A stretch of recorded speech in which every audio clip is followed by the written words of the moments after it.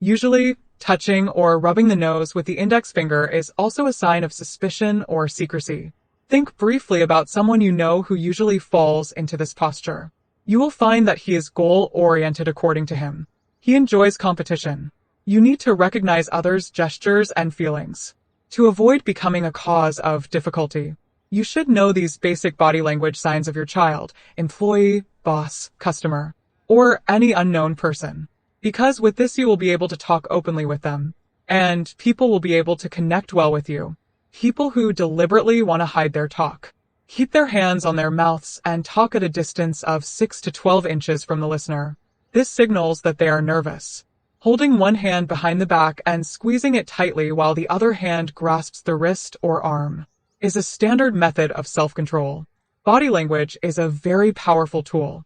We had body language before we had speech, and apparently, 80% of what you understand in a conversation is read through the body, not the words. Deberebul. Hello friends, welcome again to Readers Books Club. In this video we will learn about the book, Read People Like a Book, written by Patrick King. It will help to learn about people's behavior from their body language. This book is an excellent guide to understanding human psychology and nature. With this, you will understand the mentality of yourself and others through small signals of your daily life. Patrick King is an international bestseller author and social skills coach. His learnings are so practical because he writes them with the help of different sources of scientific research, academic experience, coaching, and real-life experience. The art of reading people is an essential part of understanding human nature. Think of it like a cheat code that will help you see people's actions and words for what they do and say. To understand the book quickly, we have explained its important lessons one by one in 13 chapters. But before you get lost in this video, if you have come to our channel for the first time, then subscribe to the channel. Sometimes our videos may be a little long because we never compromise on the content of the video and book. Therefore, it is very important to watch the video till the end. So let's start. Chapter 1. Openness. The signs of openness will help you to distinguish between a liar and a genuine person. Many gestures show openness. The first of these is open hands. One feeling that most of us readily associate with honesty and openness is open arms. When people are frustrated, they put empty hands on their chests and gesture like, "What do you want from me?" Apart from this, the position of shrugging shoulders with open hands, in which the palms are also facing upwards. People use this position in many expressive ways to show their true feelings and character before the person in front has spoken. See children. They openly display their hands when proud of their achievements. But when they feel guilty or suspicious about a situation, they hide their hands in their pockets or behind their backs. The following symbol is the opening code. People who are open or friendly towards you often unbutton or even unbutton their coats in your presence. The author, in a research videotape recorded the meeting, found that those whose coat buttons were open had more chances of consent. The one who has just changed his mind to agree with your words will spread his arms and unbutton his coat. Keeping him in the same posture can achieve your mutual purpose more quickly. You may have noticed the come together sign at times when the conversation was going well, in which the person sitting in the group unbuttons his coat, opens his legs, and moves to the edge of the chair closer to the desk or table. This signal occurs in most cases during a verbal conversation that shows a mutual agreement, a solution, or generally a positive expression of working together for both needs. Chapter 2. Defensiveness. Every player knows the umpire's gesture of crossing his arms on his chest. In this, the referee wants to say that he is ready to defend his decision. Talk to another umpire about it. Also, crossing the hand on the chest as a defensive gesture indicates to the player that you have argued too much. So now I do not want to get into it. The cross-arm position is common in our daily lives and is used worldwide to show defensiveness. Very young children cross their arms when neglecting their parents' instructions. In this position, people try to make their mindset opposite to any sudden attack or fixed thing. This gesture is the easiest to understand of all the signals the author researched. It is also a gesture that influences the behavior of others. In a group of 4 or more people, You can control the whole group by crossing your arms in a defensive position. Maintain this feeling while listening and speaking, and notice how quickly other group members follow your posture. Once two of them adopt and stick to this posture, other members are also influenced. Doing this will make it easy to divide the group into smaller subgroups or persuade them. Unfortunately, many people are unaware that when the other person crosses their arms, they sign that they have become defensive. Those who don't know this, instead of engaging with the defensive person to bring out their feelings and find out what their needs are, continue with the same thing that caused the other person to become defensive in the first place. Due to this, often, the defensive person starts closing his mind towards your words and denies whatever you are saying. So, when you do this to the person in front of you, try to change where needed by thinking again about what you are talking to him or how you behave. Chapter 3. Evaluation. When a person is in such a position where he is completely lost in solving a problem, people who make a thinker-like posture with their hands on their cheeks are involved in some thinking. In some postures in which sometimes their eyes start blinking lightly. In this, they bring their hands to face, rest their chin in their palm, and extend their index finger to the cheek.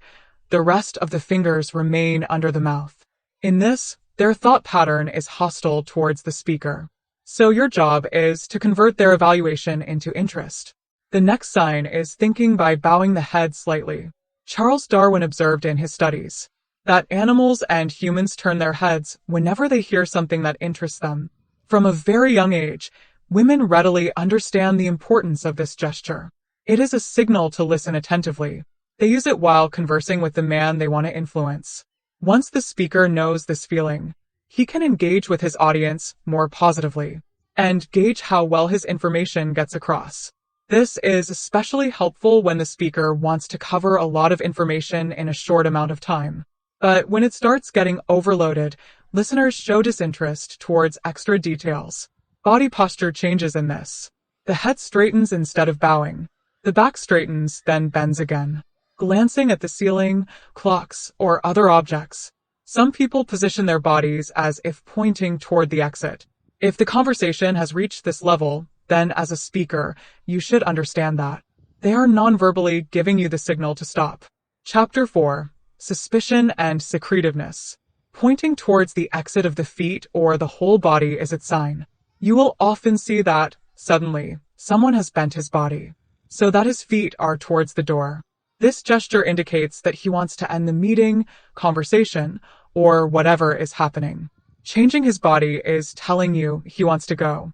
But being aware of it is one thing, and doing something about it is another. Either do something different to get him to turn towards you and lean forward, or let him go.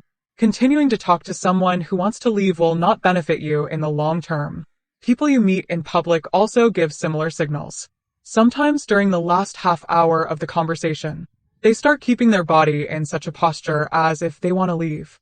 As an intelligent host, you should notice this signal and honestly say, it's getting late. Time flies by when we are together. You may see that they move their body to the edge of the chair after you speak. When an athlete waits to join the game.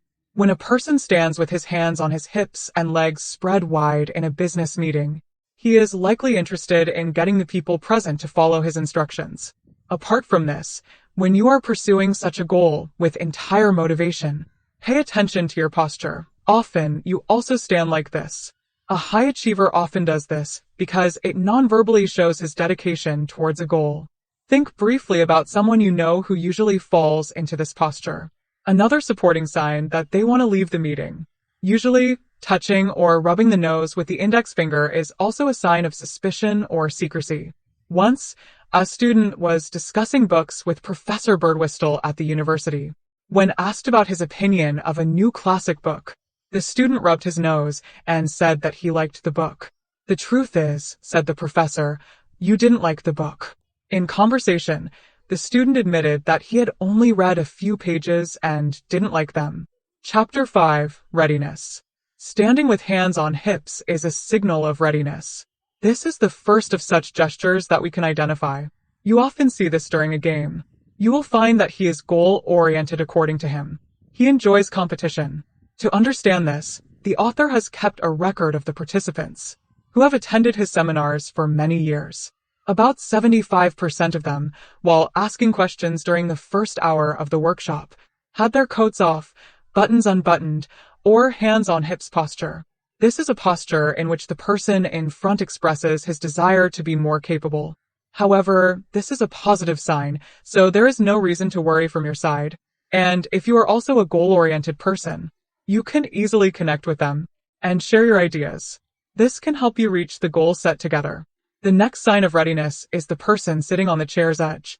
In several videotape recordings, the author has observed that humans move to the edge of a chair when they are ready to compromise, help, buy, accept, agree, or draw a conclusion. It shows that the person is entirely prepared to take action. Remember the last time you signed a contract? You were probably sitting on the edge of your chair for a few minutes. If you didn't like the deal, you might have used the same gesture we learned in the previous chapter to show your feelings to the salesman before getting up and walking away. Many salespeople with whom the author and his team discussed agree that people show their excitement to buy by being on the edge of their seats. They also decided that when someone offers them too many objections between sales and then sits on the edge of their chair, the customer gets up and prepares to leave. If you are a salesman and want to get back the lost sales, then it is time to bounce back. If you have nothing new to rekindle that customer's interest in your product, you must spend time with other potential customers. The next signal of readiness is arms extended while hands gripping the table's edge. While sitting or standing, this posture signals to say, "Listen to me. I have something to say," with a strong command. Imagine the condition where junior says to his senior in this posture, "What will you remove me from the job? I quit the job." You need to recognize others' gestures and feelings. To avoid becoming a cause of difficulty, you should know these basic body language signs of your child, employee, boss, customer, or any unknown person. Because with this you will be able to talk openly with them, and people will be able to connect well with you. But if you are often entirely oblivious to their nonverbal messages, the result is always an emotional upheaval that can cause relationship difficulties. Chapter 6. Reassurance. Among young people, hand-wringing by rubbing the thumbs together is one of the most common gestures that require reassurance. During this time, pinching with the hand, chewing something, or putting a pen or pencil in the mouth for sucking is another gesture. When a woman says or hears something uncomfortable, she needs to be gently explained to assure them. So ask them, "Are you sure what you just said?" She'll probably try to ensure you she is. Or she'll get defensive and refuse to answer. In either case, she's signaling that she doesn't quite believe what she said, needing reassurance. Another sign to look for reassurance is pinching the fleshy part of the hand. Both males and females use it. However, it is more typical in women. In one study, the author first gave participants coffee so that they would keep their hands busy while watching the playback. They wanted to see how many people would stop drinking coffee and start playing snuff. They found that most of them first used the cup as a shield in front of their eyes, as if it was trying to stop them from doing an urgent task. Then put it down and continued pinching. Different finger gestures express people's worries or internal conflicts. A child needing reassurance sucks their thumb. A student nervous about exams bites their nails. And a taxpayer nervous about payment due dates gnaw at their cuticles until they hurt. Sometimes students and taxpayers use substitutes for fingers and use pens and pencils for cutting gestures. People who prefer something other than the taste of plastic, metal, or would use paper or cloth. If you can give assurance according to the need at such a time, then your opponent can be made an ally. Chapter 7. Cooperation. In this, you will know people who want to help and how they express their wishes. The author was part of a team meeting. The issues involved were patent rights, equity positions, royalty, research and development cost, motivating customers, production and distributors for more sales. As soon as the conversation started, one of the opposing team members began to non-verbally indicate that he was ready by sitting in the chair and putting his feet on his toes. That he is ready. The team members of the author listened to him with an open mind and satisfied his objections thoroughly. This influenced him positively, and he became a good team supporter. He understood the concern of both parties and suggested such a method for the benefit of both. Many times this must have happened to you when you felt that someone was supporting you ultimately, but suddenly something went wrong. He was calling you by first name, but now he started calling you formally. His smile changed, and he was staring at you with lowered brows. You might have felt entirely embarrassed to deal with such a sudden change. In reality, he might not have liked anything about you. In such a situation, it is better not to let cooperation turn towards resistance. Instead, watch their response by watching their body language. Here are some cooperative symbols with which you can do this. Sitting on the edge of the chair, this is a cooperative symbol that you are interested in what you are saying. An example is a buyer shifting his weight towards the edge of the chair to show excitement to sign the contract. Make face-to-face hand gestures. Do not cross your arms. Keep them open and use them for conversational gestures. Unbutton your coat. This gesture shows that you are open to the person and their thoughts, and paying attention to what they say. Bowed head. Talking with a bowed head in between shows that you are ready to give as much support as possible. You are not close-minded towards their talks, but are taking interest. Chapter 8. Frustration. Tightly clenched hands are a sign of frustration. In one of his seminars, the author observed a videotape recording of a conversation in which the participant grips his hands tightly when in tension. During the last part of the conversation, he sits with both hands on the table. There is a disconnect between their spoken words and gestures. It is also used to show how sometimes we try to convey, when people are taking things to mean something else, what we mean nonverbally. In this example, the participant perceives that his opponent is trying to belittle him with an "I win, you lose" dialogue, trying to reduce his importance by talking like this. So he clenches his hands, stares at his opponent, puts his body in attack mode, and crosses his legs, and tries to say, "I am open-minded, and want to settle this." His opponent feels that his verbal communication contradicts his beliefs, and does not believe what is displayed. He gets false confidence, and responds by trying even harder to win the conversation. This method of his proves to be wrong, because increased aggression increases the fear of the person in front. At this point, the frustrated person either ends the conversation, or becomes very angry. But the situation can worsen when you do nothing positive to improve it. In this case, the speaker or listener believed to be attacking should have tried to remove the doubt in the other person's mind. Those who try to convince others by holding their hands tightly do not get much success. In such a situation, you need to give comfort or assurance to the frustrated person to reach a mutual agreement. Chapter 9. Confidence. Sitting in a steepled position. This gesture is made when people interlace their fingers and form something like a church steeple. It means you are feeling confident, satisfied, and proud. It shows that you have complete confidence in what you are saying. There are two types of stippling, open and convert forms. Women typically use the confidential form or lower stippling gesture. She keeps her hands in her lap while sitting, or folds her fingers together instead of a belt while standing. The more important you feel, the higher you raise your hands. Another way of stippling is when the hands are more closely joined. This signals shows more confidence. Sitting with feet on the desk is also a sign of looking confident. People who put their feet on things show nonverbal dominance or ownership. Bosses often do this. You must have often seen car owners touching their car or leaning towards it while talking to someone about their car. It is also a signal that they are showing ownership over their vehicle. Apart from this, you must have often seen couples keeping their hands around their partner's waist. They want to say nonverbally that only they have authority over that person, and no one else. This gesture shows not only ownership but also love. Chapter 10. Nervousness.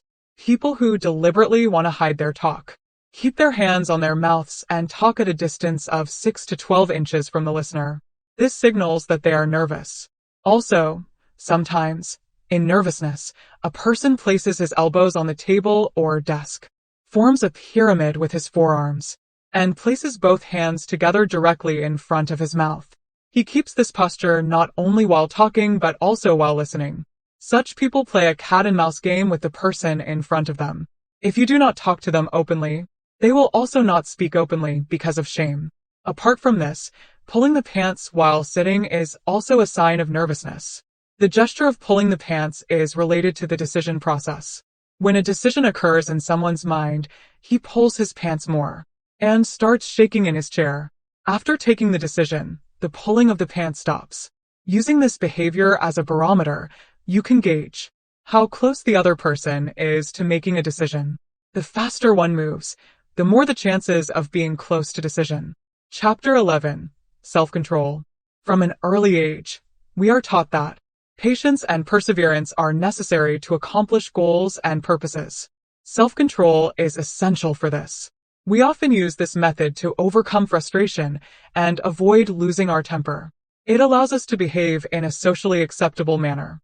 Holding one hand behind the back and squeezing it tightly while the other hand grasps the wrist or arm is a standard method of self-control. These can be seen at many business meetings or public events. When an important person, surrounded by stress, pressure, or anxiety, still tries to control it, closed ankles and clenched hands also show self-control. Remember that moment in your life when you went to the dentist? When it was time for your dental treatment. If you had noticed your feet, your heels would be locked, and your hands will be clenched. Usually, we resort to this posture to suppress our strong feelings. In a stressful job interview, many people sit with their ankles closed. During the interview, when they were uncomfortable, irritable, or unsatisfied with what was happening, they would lock their ankles like this. The next sign is stopping the hand or holding the wrist. Along with humans, animals also use other patterns while expressing internal thoughts. When a person is unable to express his feelings directly in anger, so in desperation, he starts scratching his head and rubbing the back of his neck. Then he starts showing mosaic movements or threatening poses, like selling your fist, holding your wrist there, taking a threatening step forward to scare or intimidate. And he expressed his feeling in one place, like hitting the image with his fist, or express by kicking in the door. These activities are such a sign about which you can connect with the emotional state of others, and one must be aware to face them. Chapter 12. Sadness. Keeping the head in the hand is a sign of boredom. The head's weight is in the palm, and the eyes remain downcast. That person does not bother to hide any feelings about what is happening. He places his open hand on the side of his head in a position of regret, tilts his chin, and allows the eyelids to droop, so that his eyes are half covered. Another sign of boredom is a blank stare. In this, the person in front tries to show that I am seeing you but not listening. The person in front stares at you like a zombie. About him, you feel that he is listening, but in reality, he is not interested in what you say. In this, he stares at you, his eyes rarely blinking. The lack of flashing signals indicates that he is unconscious, sleeping with open eyes, hostile towards you, or bored with what is happening. Chapter 13. Acceptance. Signs of acceptance show the response and agreement we get from others. Understanding this is essential, so you can judge people in real life. One of life's most challenging situations is facing someone you think agrees with you, but does not. This often happens in a relationship where you trust others, but he actually deceives you. That's why you can test such a person on how much he is stable on trust through acceptance. Understanding his gestures minute by minute begins the road to better understanding. The gesture of placing the writing on the chest clearly shows acceptance. It means that person fully supports your culture, way, or thoughts. For centuries, humans have kept their hands on their chests to show feelings of loyalty, honesty, and devotion. This gesture dates back to ancient Roman times, when greetings were done with one hand on the chest and the other to show commitment to Roman armies. We Indians also use this gesture while pledging allegiance to our flag. Apart from this, people use this sign to show their truth. Remember when you were a kid and swore, or said something you wanted your friends to believe? In addition to raising your hand with your palm, bring your other hand to your chest for support. Except on formal occasions, women rarely use this gesture to show truthfulness, dedication, or loyalty. Instead, when a female brings one or both hands to her chest, it is usually a defensive gesture that signals sudden shock or surprise. Touching is also a sign of acceptance. Most people try to show that they agree with the people they like by touching them often. People who reach out and touch, or grab the other person's shoulder or arm, try to interrupt or emphasize something. But most people use touch as a calming feeling. Usually it means, don't worry, I'm with you. Everything will be alright. Thank you, friends. This was the summary of Read People Like a Book. Friends, what we have learned so far from this book, let us repeat it once so that it is easy to remember. Talking by opening the hands outwards. And the coat buttons is a sign of openness. That the person in front is open, minded to your words, and wants to listen. The cross-arm position is a defensive posture, in which the person in front wants to tell you non-verbally that he does not like your words or the way of saying them. That's why it needs to be changed. Thinking by bowing the head a little is a sign of evaluation. In this posture, a person is thinking very carefully about a decision. If someone is sitting on a chair watching exit, so that his body or feet are towards the door, he non-verbally wants to say you finish it quickly. I have to go. In addition, the gesture of placing the hand on the chest shows acceptance. It means that that person fully supports your culture, way, or thoughts. Thank you, friends. If you have reached this point in the book summary, it means that you also love books as much as we do.